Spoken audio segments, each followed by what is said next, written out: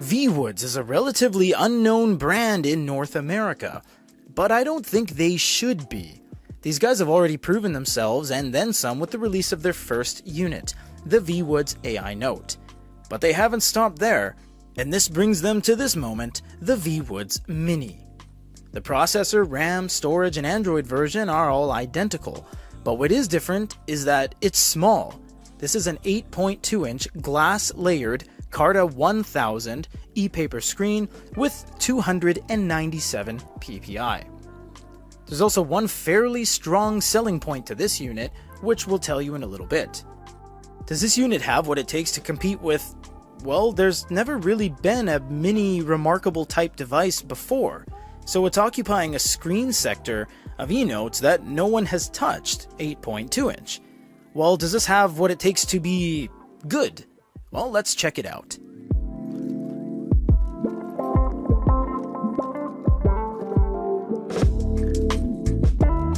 If you guys want to see a full review of the Viwoods in its entirety, click the video card up above. This one is the Mini, which means it's really small and light. And to get a good comparison, let's crack out the scale. So the Mini one comes in at 234 grams. If I go off camera here and grab the full-size banger, this one is coming in at 364 grams, and you can see the size difference is pretty substantial, and we'll have some light specs on the screen. So this is the little tiny one, and there's some differences between the two. We won't go too much into it, but the side bezel has a different creaminess to it, and this one almost looks like the screen is a little bit further away, whereas this one is closer to the surface. But other than that, let's check out the physical build of this unit. At the top you have the biometric fingerprint scanner unlock, and that one is going to be roughly the same as the previous generation. I think they may have even used the same thing there. Then on the side you have the ability to snap the pen to the side. It's pretty strong, honestly, much stronger than the previous version. And you have some Wi-Fi antenna at the bottom. You have a USB-C, nothing on the side, and on the back you have a nice Viwoods logo with a metallic aluminum slate. This thing is built beautifully. It feels good. It's lightweight. It's compact. It's easy to hold. This is a fantastic build. I think it is a very good overall package. It's kind of like a remarkable Mini in that regard. The UI is just smaller than it was before. Everything is in the exact same place. You get the refresh modes readily available, but what this one brings to the table, as you notice here, brightness. So if you wanted a glow light, you can get one on this, but if you wanted a glow light on the previous version, you're out of luck because it doesn't have one. So this one is giving you that ability to buy the hardware in a different direction. If you wanted something more like a Remarkable or a Sony or a Fujitsu, you would get this. But if you want something that is more of a Nova Air Onyx, you would get something like this that has the ability to give you backlight, which we're going to leave off until the very end. We'll show you a side-by-side, but we're just going to leave it off for now. On the side you get all of your accesses like meetings, notes, all your information that you would ever need, including your settings, which just goes over general things like text size, languages, Bluetooth, security, general, etc. You can again see the full review. We touched on all this, but what is important is the fact that we mentioned, regardless, that this has apps. The beauty about this is if you want something, you can download it. It doesn't have Google Play, although there are Google services on here to some degree. There is Gmail, which you can use for your email. Outside of that, you can download Kindle, you can download Kobo, you can download Barnes & Noble. You see we have Marvel, we have Libby, Bookshelf, Wattpad, and if you don't want something, all you have to do is delete it. It doesn't lock you into having to use it. It's just there if you need it. And this is really beneficial because that means you can download things like APK Pure, Aptoid that have these millions of applications on them. And from there you can download things like Nintendo and Dropbox and all sorts of things. So apps is huge, and it is monumental that these type of devices have it. You can press the home button at the bottom there, or the back button, or the AI button if you want some overlaying AI elements. Let us go and take some light notes to show you guys all of what this can do. However, we have been instructed that they said, hey, we have some new AI elements we'd like you to show off. So what we're going to do first is just show you the overall note taking, and then we'll go into a lot of the AI stuff. And we understand that for the North American market, AI is not too important, but that is what this device does. That is what it markets, much like iFlyTech and ereader and Viwoods. They focus on AI a lot in the mainland China and Eastern Asia world. That is kind of what happens. So you press this button at the bottom left corner to open up the palette. You get a bunch of different pens and you get different thicknesses. And yes, the pencil can actually do tilt, but unfortunately it only does tilt with this pen. If you do have other pens, which it can work with selectively, it doesn't do tilt perfectly. But this pen will do tilt. So you get the pencil there and you get the nice dusting on the side, which is honestly quite nice. You get this little pepper, and if you press harder, it just ends up being harder because it has a great deal of pressure sensitivity. You have eraser, you have add text, you have all your AI elements. We'll get into that in a second. You have your lasso tool, which also can be utilized to do AI elements right here. You can choose from a lot of different languages, and you can delete and cut and paste and stamp. You can also tag things. You can go back and look at your table of contents, so to speak. And you have layers, of course. Layers is going to give you template layer and a bunch of other layers so that you don't upset anything that is on top. And you have background template styles as well, which gives you a ton of different flexibilities, everything from Sudoku, designs, and everything in between. The note-taking feel is actually quite nice. Honestly, it's easily in the top 3 of note-taking feels in the industry.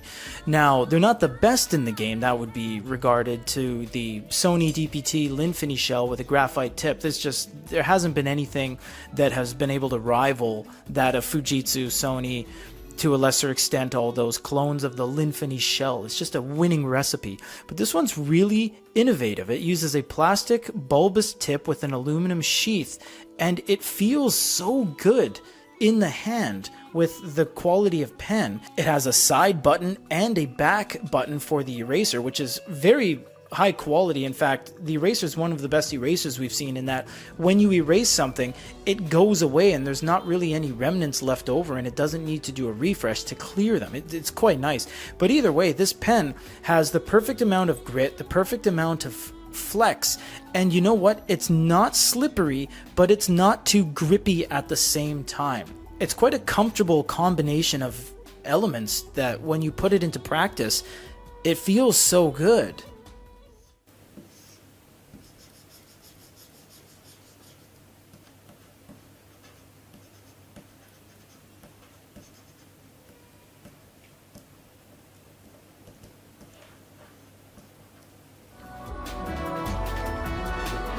Generate an email. Now, this isn't just going to show you how to send an email. That's no point in that. So what we're going to do is show you a lot of the AI elements that are implemented into going to send an email. So I have my email there.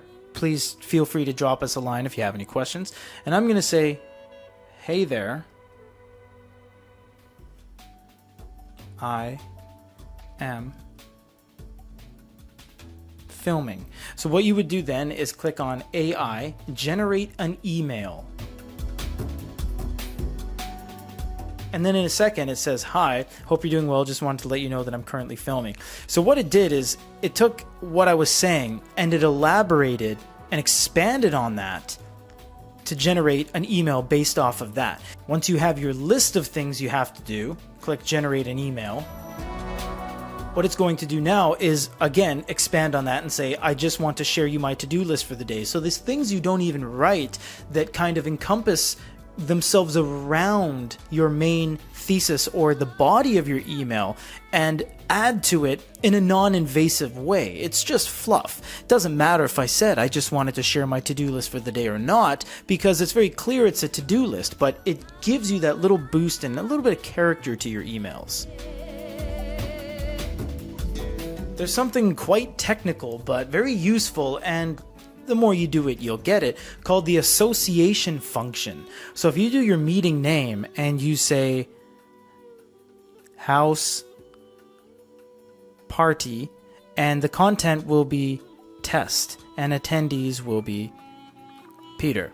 What you can do now is click the 3 dots at the top, associate with daily, which is your calendar, click confirm, and it says successfully associated with daily. Once you click on the calendar, you will see the thing you wrote is right there. If you click on that, it is going to see, it's going to show you right there, select the meeting, house party. Then you go to it and it's going to be everything you wrote there. So it's going to be this kind of quick access jump between referencing your calendar and the meeting's name, which is under this section right here with meetings. And you can just keep adding more and more.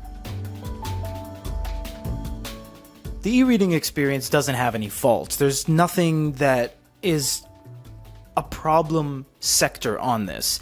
If you need it to be faster, all you do is swipe down, and they have some of the most instantly available and discoverable speed modes. You can go ultra fast mode, and now it's crazy quick, and you get a good level of inertia, and you can peek and you can see the page turn animations.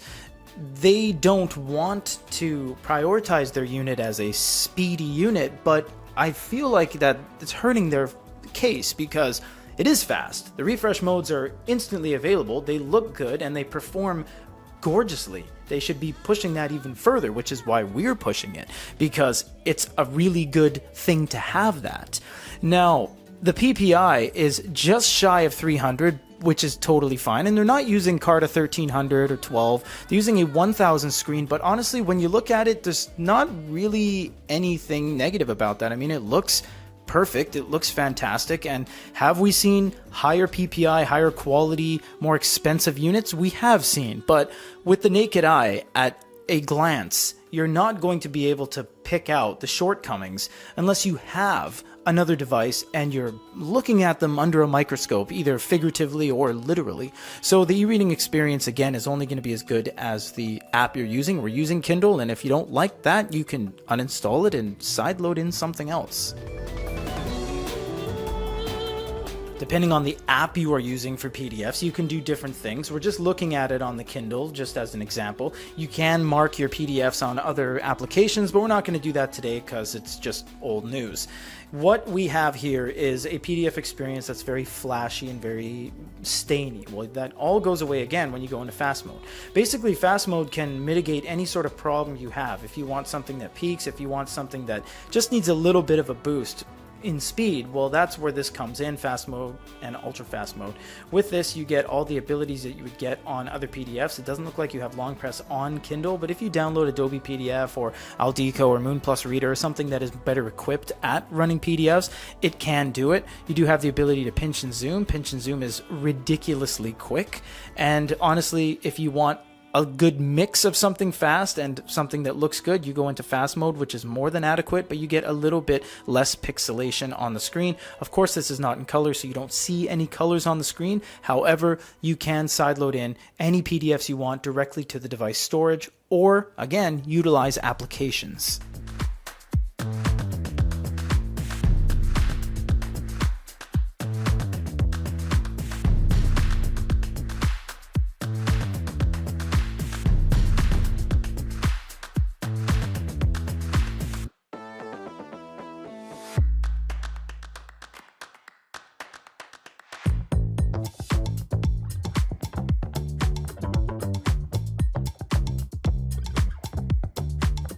The Viwoods Mini is one of a kind. It features all the note-taking prowess of devices like Fujitsu, the Remarkable 2, etc., but in a subcompact form, all while not getting lost in the shuffle with the countless cookie-cutter 7.8-inch devices that exist. It truly is unique, and brings just a little bit something extra to the table every step of the way.